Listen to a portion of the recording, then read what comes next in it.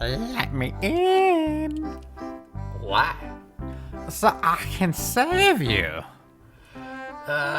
From what? from what I'm gonna do to you if you don't let me in. Hey, Jesus, over here, I'll let you in. You can be, come to my house, I'll let you in, in.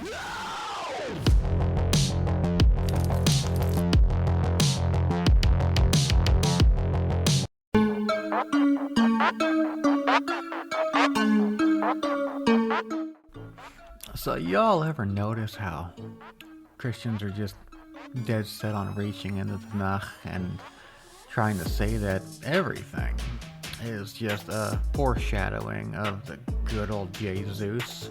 Because, well, you know, Jonah was in the belly of a whale 3 days, and Jesus was gonna be dead for 3 days. We're like on day number 5. He still ain't moving. I don't think he's coming back. I tried CPR. Or how about Joseph? How the Christians love to compare Jesus to Joseph. They say, oh, he was the seed of Abraham, whom the nations of the earth were blessed through, even as Christ was. He was the beloved son of his father, even as Christ was. He became a poor servant, even as Christ did. His brothers hated him because of his dream that one day he would reign over them. Well, how is that similar? So we don't really hear anything about Jesus' brothers. Oh, well, the Jews hated Jesus and they would not have him reign over them.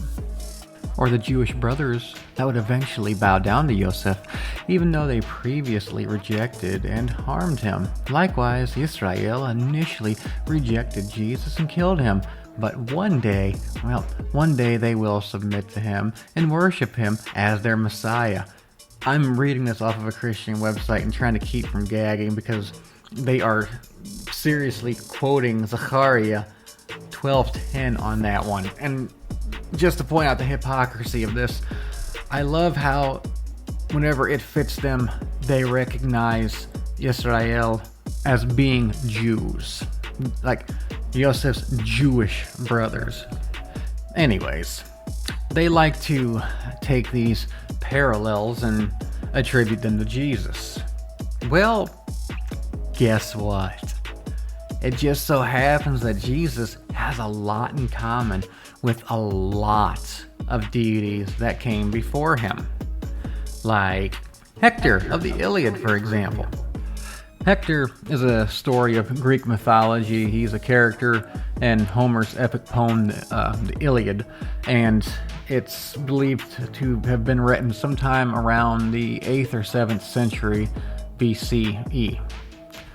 And the parallels between Hector and Jesus are uncanny, as we're about ready to see. I picked up this clip from Myth Vision, and I honestly cannot remember who the doctor is that they are with, but he's also a Gnostic informant, so definitely stop by their website and give them some likes and check out their stuff because they have a plethora of information. But without further ado, let's see what they have to reveal about Jesus and Hector. Hector's troops fled into the city for safety, leaving him to face his fate alone. Jesus' disciples fled for safety, leaving him to face his fate alone. Zeus passed judgment, Hector must die. Pilate passed judgment. Jesus must die. In Book 6, Hector had refused mixed wine offered him to relieve his pain. Jesus refused mixed wine offered him to relieve his pain. Achilles and Hector traded taunts. Various hostile groups taunted Jesus. Hector called to Deiphobus for help, but he never came. The bystanders thought Jesus was calling to Elijah for help, but he never came. Hector then knew that he would be killed, for his gods had abandoned him. Jesus then knew that he would be killed and lamented, that his God had abandoned him. Hector's soul went to Hades with a shout. Jesus uttered a loud shout and expired. Before Hector died, he predicted Achilles' death as divine punishment for his violence against him. Trojans mourned him as though their city had been destroyed from top to bottom. Jesus' death anticipated the fall of Jerusalem and the temple, whose curtain was rent from top to bottom. Achilles. Can I make a comment on that? Just an emphasis. It must be emphasized that Hector's death implied the death of Troy as a city. Jesus' death implied the death of Jerusalem. Dude, you don't even know how profound that is, what you just said. That is so spot on. That is so spot on. Yeah. And that's why I think Mark chose the death of Hector. Yeah. Because he wanted to make the death of Jesus connected to the destruction of Jerusalem. I think that's so important to emphasize. But let's go on. Achilles gloated that he had just slain the one Trojans considered a god. The centurion gloated that he had just executed a bogus son of God.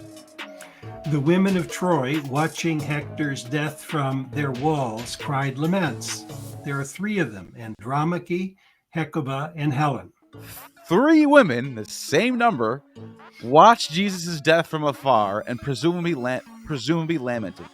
They included Mary of Tower Town. Need I say more? Or are y'all starting to see the double standard that's happening here?